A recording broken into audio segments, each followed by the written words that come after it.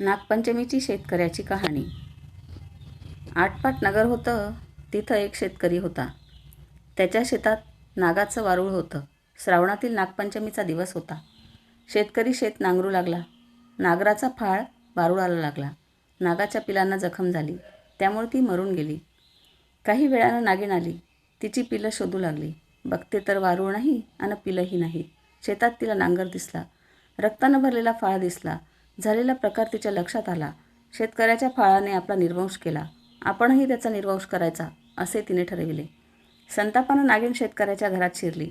शेतकरी, त्याची बायको, मुलं, लेकी, सुना घरात होती. सर्वांना तिनं दंश केला.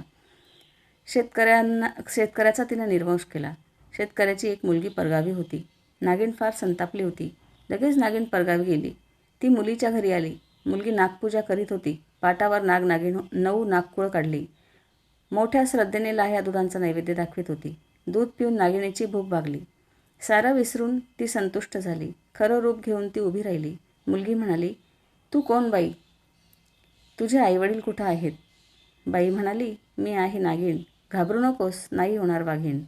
झाला प्रकार तिने सांगितला.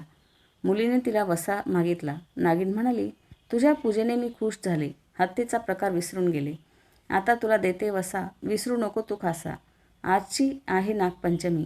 आज तळलेलं खाऊ नये, अन शेत जमीन खणू नये. भाज्या आज चिरू नयेत, तव्यावर काही शिजवू नये. अन देते अमृताची कुपी, तुम्हा देईल संजीवनाची खुशी. मुलगी ती घेऊन लगेचच माहेरी आली. सर्वांच्या मुखात तिनं अमृत घातलं.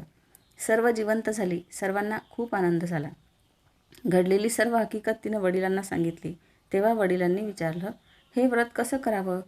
मुलीनं व्रताचा विधी सगळ्यांना समजावून सांगितला. कितीही दुष्ट प्राणी असला आणि आपण जर त्याची आराधना केली तर तो संतुष्ट होतो. तेव्हापासून शेतकरी नागपंचमी पाळू लागला. जशी नागिन तिला प्रसन्न झाली, तशी तुम्हा आम्हा हो ही 60 उत्तराची कहाणी 5 उत्तरी सुफळ संपूर्ण.